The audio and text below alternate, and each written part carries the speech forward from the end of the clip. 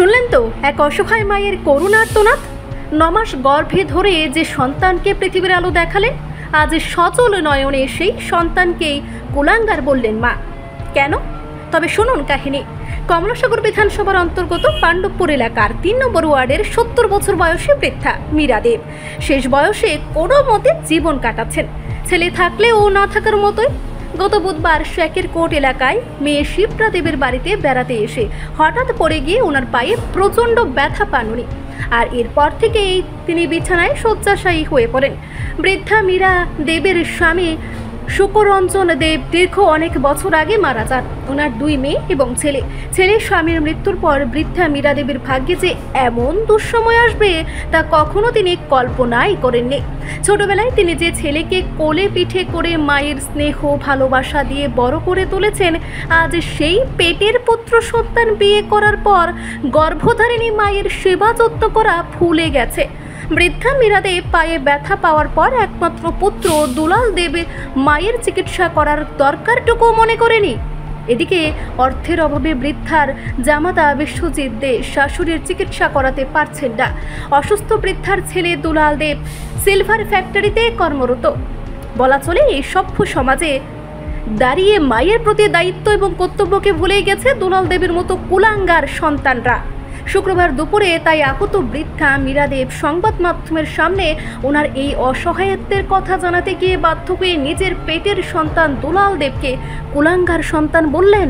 তিনি বলেছেন উনি যে কুলাঙ্গার সন্তান পেটে ধারণ করেছেন, ওনার মতো কুলাঙ্গার সন্তান যেন আর এই পৃথিবীতে একটাও না জন্মান। এই সংবাদ প্রকাশিত হওয়ার পর দুলাল দেবের মতো কুলাঙ্গার সন্তানরা কি আদৌ গর্ভধারিণী মায়ের প্রতি যত্নবান এবং শ্রদ্ধাশীল হবে? আদৌ কি মনুষ্যত্ব বোধ জাগবে তাদের? সেটাই বড় প্রশ্ন। স্নান করে কাপড়টা দড়ি ছড়াইয়া গড়াইতাম আর কি মাথাও ফাঁক দিল নাকি আমি এখন ডিমটা করে গেলাম। এবার স্নান করতে খালি ঢুকছে সাথে একটু সাথে তুই এলো কি গো কইরা বেটা আমার বাতালি করে করে আমার হুশ নেই। কবে হইছে কথা খাটো ভালো কবে ব্যথা পাইছে? পরশু। আচ্ছা 3 দিন। আপনার ছেলে আছে? আপনার ছেলে আসেনি? না, ছেলে তো কালকে আইসে ওই বেটা খবর করছে বলে কালকে আইয়া কত দেখতে গেছে। আপনার ছেলে আপনার চিকিৎসা করার কোনো করছে না? আপনি মানে ওখানে কোন জায়গাতে আছেন? কার বাড়িতে আছেন? মায়ের বাড়ি। আচ্ছা, মানে ব্যথা হয়েছেন মায়ের বাড়িতে? ব্যথা হয়েছে। আপনার ছেলে আপনারে মানে যত্ন করতো নি আগে বা বাটটা দিত? জিজ্ঞাসা না আমি খাইছি না কি করে আনছো নি খাইছো নি কথা বলি তারা মাছ আনে মাংস আনে খায় আমার মানে আপনার ছেলের বউ ভালো ভালো খাবার আপনার দেন? ভালো খারাপ কোনো তুই না আছে না বলে 4টা আলু দেই 2টা কাঁচামরিচ দেই বা 100 তেল দেই তাও তো আমার ওই বাতার বিষয় দিয়া। আপনি যে এখন যে ব্যথা পাইছেন আপনি চিকিৎসা করছেন? না না চিকিৎসা করবো না আপনি মানে চিকিৎসা করছেন না কি লিগে? হ্যাঁ চিকিৎসা করছেন না কি লিগে? আপনি তো ব্যথা পাইছেন। চিকিৎসা করবো তো একটা আইয়া দেয় হই না কালকে দোকানে গাড়ি চাকর গাড়িয়া করিয়ে নামছে। আচ্ছা আপনার আরো উল্টা গাড়িয়ে তাই বলে সব বই। আপনার মেয়ের জামাই কি করে কাজ?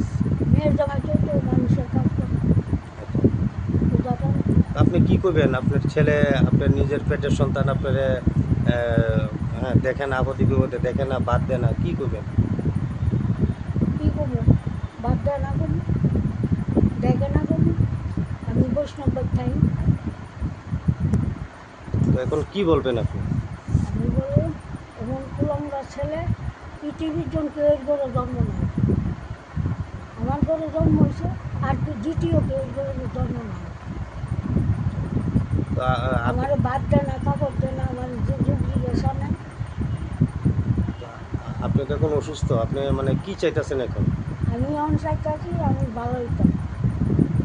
আমাদের জায়গা বেচা করা বা তার গাছের চেয়ারটা করা আমাদের ভালো করা।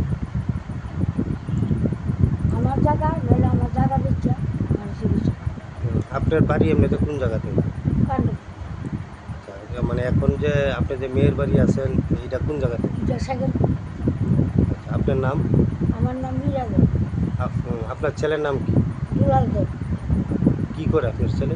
ওই গভর্নমেন্ট সিলভার ফ্যাক্টরি কাজ করে।